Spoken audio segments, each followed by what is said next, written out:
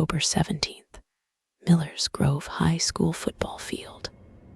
My name is Willow Creed. I was the girl with pink hair and pom-poms who vanished for 3 days last fall. They found me here, alone in the fog, my uniform torn and my memory full of holes. But I remember enough. I remember the thing in the woods that wasn't an animal, the way it moved between the trees without making a sound, and the terrible game it played with me. This isn't a campfire story. This is what really happened when the woods behind our school started watching back. The fog tasted like wet earth and decay as I searched for my phone after practice. The field lights had died, plunging the world into bruised purple twilight. That's when I heard it, a dry rustle in the oak line, too deliberate for the wind. I saw a silhouette, impossibly tall and thin, standing perfectly still between two trunks. Its limbs were all wrong, jointed in places they shouldn't be.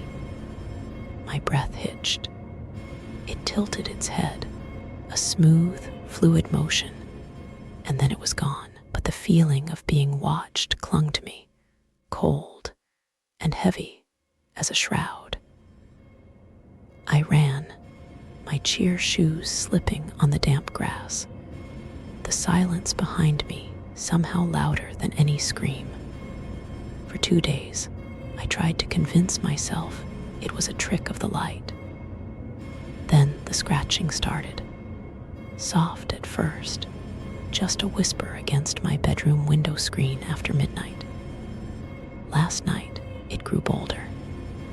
Long, thin fingers, too many joints, tapped on the glass. I saw its face pressed against the pane, featureless and pale, like smoothed bark, with 2 dark pits where eyes should be. It mimicked my mother's voice, calling my name in a wet, gurgling whisper. I hid under the covers until dawn, my body rigid with fear. This morning, 3 parallel scratches, raw and weeping, marked my forearm. It had gotten inside. My friend Liam believed me. We went back to the field at dusk, armed with his dad's flashlight and a shaky plan.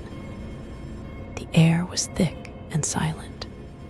We found them near the tree line, a circle of small, twisted figures woven from grass and twigs, their heads tilted at that same unnatural angle. Liam reached for one. A branch snapped in the woods.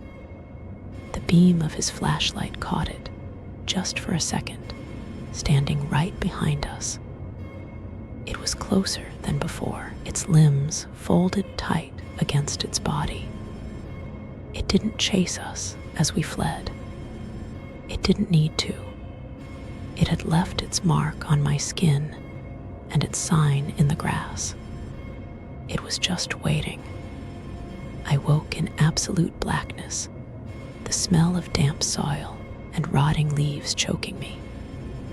I was underground, my uniform damp and clinging.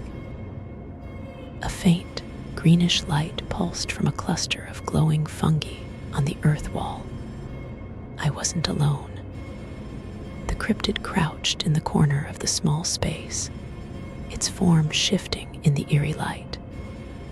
It made a sound, a low, chittering hum that vibrated in my bones. It wasn't aggression. It was communication. It pushed a smooth, cold stone into my hand. When my fingers closed around it, a flood of images hit me, centuries of watching from the woods, of taking, of waiting for one who could see it. It had chosen me.